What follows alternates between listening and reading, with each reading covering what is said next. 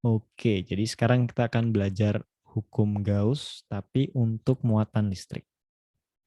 Kalau kalian masih ingat hukum Gauss untuk gravitasi, jadi dia bilang integral tertutup G dot dA sama dengan 4pi G M yang terlingkupi gitu ya. Nah, sebenarnya hukum Gauss itu nggak ada buat gravitasi. Hukum Gauss itu aslinya tuh punyanya elektromagnetik ini. Jadi hukum Gauss untuk gravitasi itu sebenarnya adopsi dari hukum Gauss untuk elektromagnetik ini. Jadi bentuk aslinya kayak gimana hukum Gauss yang akan kita pelajari hari ini? Hukum Gauss yang akan kita pelajari hari ini itu bentuknya integral E dot dA sama dengan Q in per epsilon 0. Maksudnya review dikit ya, hukum Gauss itu berarti kalian pilih satu luasan Gauss tertentu, habis itu integralkan E dot dA, jadi kayak E dikali luasan permukaannya itu berapa. Nah, itu harus harus sama dengan Q yang dilingkupi luasan Gauss tersebut dibagi epsilon 0. Kayak gitu. Contohnya, ya mungkin contoh yang pertama ini nggak akan terlalu berguna ya. Misalnya kita punya muatan Q gitu di sini ya. Habis itu kita disuruh cari medannya berapa gitu. Karena ini muatan titik, jadi dia kayak menyebabkan titik yang jaraknya ke dia itu sama akan mengalami medan yang sama juga, simetris gitu. Ya kita bikin luasan Gauss bentuknya bola yang jari-jarinya R gitu ya. Jadi integral tertutup E dot dA sama dengan Q in per epsilon 0. Nggak usah dibingungin, nggak usah dipusingin ini integral tertutup E dot dA itu kayak gimana. Ya karena kita belum pernah belajar terlalu dalam sampai sana, tapi kalau kalian pilih luasan Gauss yang simetris kayak gini, artinya di sini E-nya sekian, di sini E-nya juga sama kayak gitu karena simetris. Jadi ambil luasan Gauss di mana medan listriknya itu konstan gitu. Masih ingat kalau sesuatu konstan ada di dalam integral, kita bisa tarik keluar ya. E kali integral tertutup dA sama dengan Q in per epsilon 0 gitu ya. Integral tertutup dA ya berarti kalian disuruh cari luasan permukaan Gauss itu. Luas permukaan bola itu 4pi R kuadrat, itu harus sama dengan muatan yang dilengkupi sama luasan Gauss ini, ya ini Q per epsilon 0. Jadi E-nya itu Q per 4pi epsilon 0 R kuadrat. Nah, kalau kalian masih ingat, ini kan K. Ini Q per R kuadrat. Ya semacam kayak gitu. Agak nggak berguna ya pakai hukum Gauss untuk mencari medan sebuah muatan titik. Coba sekarang kita coba yang lebih ekstrim. Misal ada batang, itu lambda. Tapi kemarin kita nyarinya itu lambda panjangnya L gitu ya. Terus kita disuruh cari medannya di sini berapa. Dengan ini adalah Z. Gitu. Sekarang, sorry, jambornya nge-crash. Sekarang panjang batangnya itu tak hingga. Gimana cara cari medannya?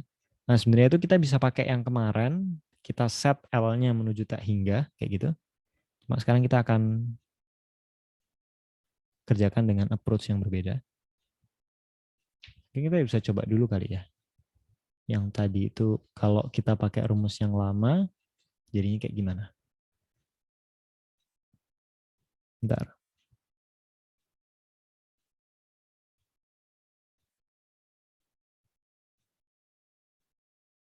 Yap. Kalau yang lama, kita lihat di sini lambda L per 4pi epsilon 0 Z bla bla bla bla ini ya. Kalau L-nya di set menjadi tak hingga, ada yang bisa nebak ini akan jadi apa? Kita coba tulis deh. E-nya itu lambda L per 4pi epsilon 0 Z kali 1 per akar L kuadrat per 4 tambah Z kuadrat. Saat L-nya menuju tak hingga,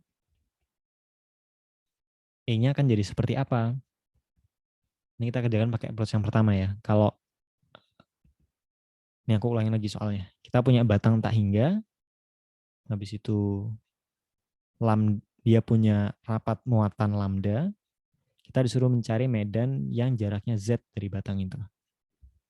Nah, kita kerjakan pakai approach yang pertama, yaitu kita tadi udah cari kalau sebuah batang panjangnya L itu akan menghasilkan medan sebesar ini di titik sini.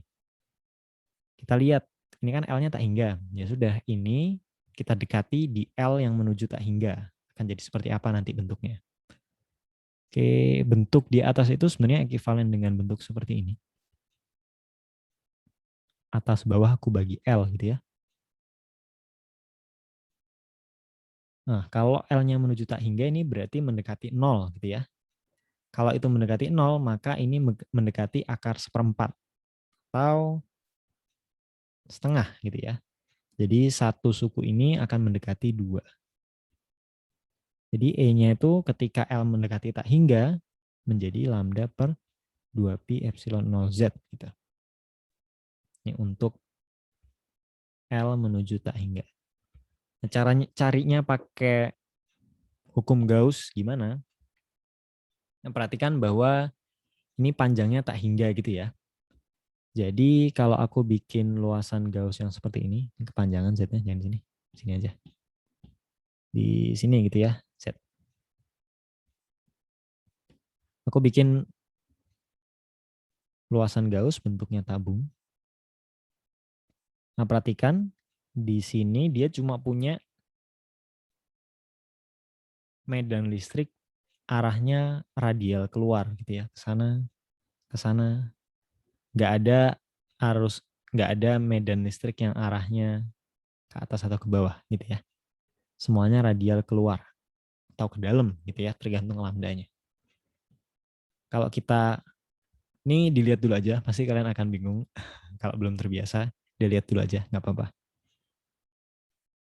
Gauss dia bilang integral tertutup E dot dA sama dengan Q in per epsilon 0.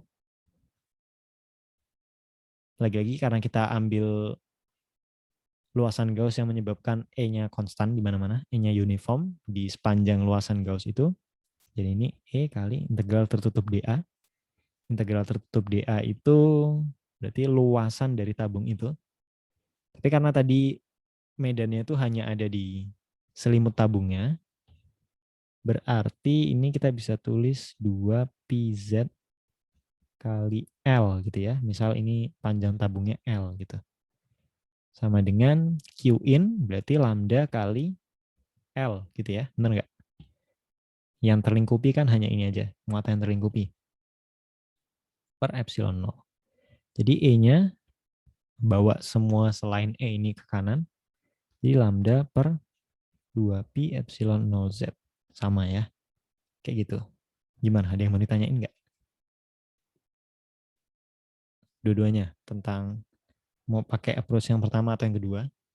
Cari medan oleh batang yang panjangnya tak hingga. Bingungnya di mana? Coba dilihat dulu.